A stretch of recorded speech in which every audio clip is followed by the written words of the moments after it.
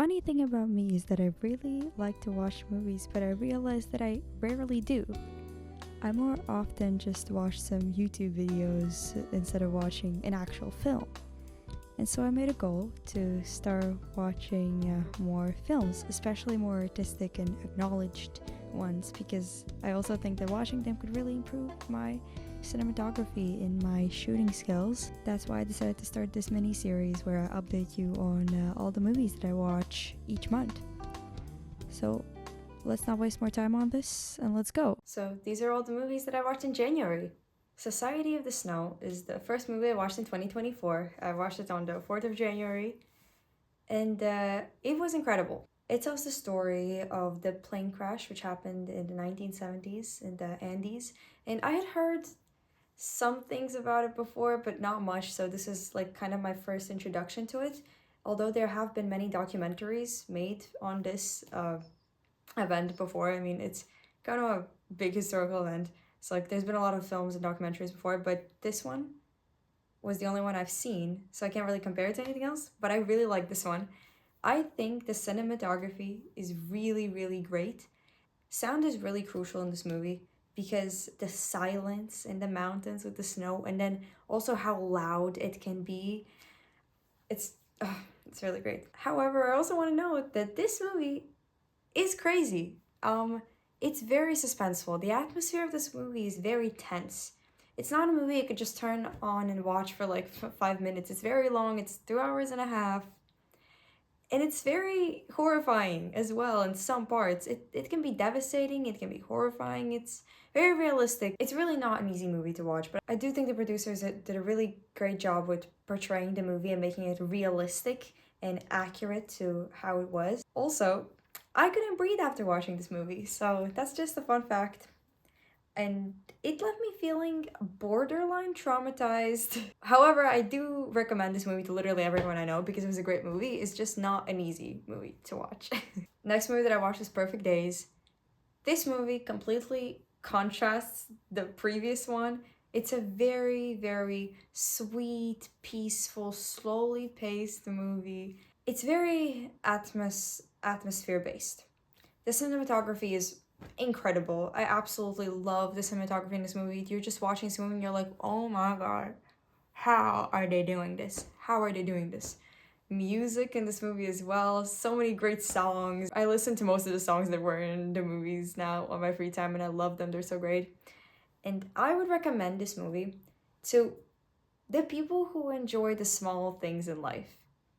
The people who like the smell of books, like Sound of the Rain, just so like about the details, you know? That's what this movie's about. And it's also important to note that there are no big plot twists. There is no plot really. It's not an action movie, and if you don't really like slow-paced movies, then this is not for you. But I love it. It's about a man who works as a janitor, and the whole movie is just so happy. It's such a happy movie. It's very, very, very sweet. And this whole movie is sort of connected to the idea of how society wants you to succeed. They want you to fight for something, to always try to reach some goal. This movie is about a man who's a janitor, but he's happy. He's happy with what he does. And there's so many interesting characters who come along the story with the man, and it's so great. And he also shoots film, which is just, I just like that, so. The Talented Mr. Ripley. This movie took the saying, be gay and do crime, a little bit too serious. Let me tell you a quick backstory. So one day, me and my dad are eating dinner together. We're just eating dinner, and all of a sudden, he goes, how about today we watch a movie that I like? And I'm like, okay, right, sure. Yes, because you're always watching your gay movies. All those gay movies you're watching. And I'm like, right. And then he proceeds to say, oh, let's watch The Talented Mr. Ripley.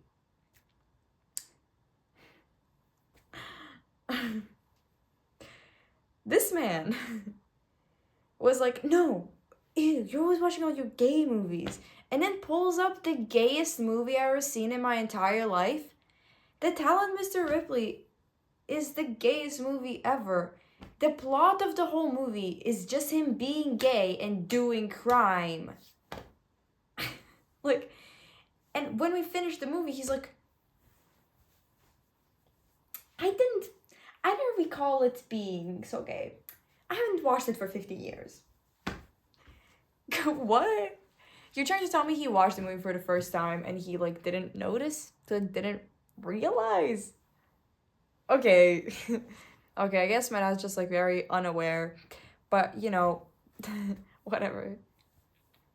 This movie really reminded me of James Baldwin because of the settings in the 50s. Like, Giovanni's room, except it's not in Paris, but it's in Italy, and it's in Rome and Venice. Honestly, it's one of those extremely aesthetic movies. That's all I can say. It's like, this movie is its own, like, Pinterest board. This is the movie where the plot twists keep twisting, the tables keep turning. I loved it. I found it very entertaining. Although it's also one of those long movies, it's great. Quick note I forgot to add is that there will be a new movie called Ripley coming out on Netflix this year, and I'm very excited to watch it. It looks really cool because it's shot in black and white. Poor things. This movie has been discussed a lot recently. There's been a lot of drama surrounding this movie. Some people tend to love this movie. Some people don't understand this movie. Some people absolutely hate this movie. I am one of the people who like this movie. Before going to the cinema, I already knew that it was going to be crazy, and this movie was insane. It was an absolutely insane movie. Honestly, I was completely fascinated by this movie. The setting, the props, this world that it's set in. Oh. And Bella, the main character, is so interesting to follow. We see her develop into like an adult, into a woman in a world where people are constantly trying to push her into a box, lock her in, subject her to some sort of standard. Also, Emma Stone is crazy. How did she do that? How did she do that? This is insane. This is amazing. The acting was flawless. My personal favorite scene in this whole movie is when they are in Alexandria. It's just so, I could talk about this scene for such a long time. I really, really love this movie. I also want to hear what you guys think of this movie, because some people don't really hate it, so I want to know why. I want to know why you hate it, guys. And if you love it, I want to know why you love it. And in the description for this video, I'm going to leave a link to a video which analyzed the movie very concisely and without spoilers, so you should go watch that. I really like the video. And most importantly, I think this movie is very, very weird. It's a very odd movie, but it's weird in the best way possible because it mirrors the strangeness of our own world. The last movie is Hi God, It's Me, Margaret. Hi guys, this is me from editing this video. I call the movie Hi God, It's Me, Margaret, and that is not the title of the movie. That is not the title. The title of the movie is Are You There, God? It's Me, Margaret. So I'm sorry. I'm sorry I did that. Sorry, go back to the video.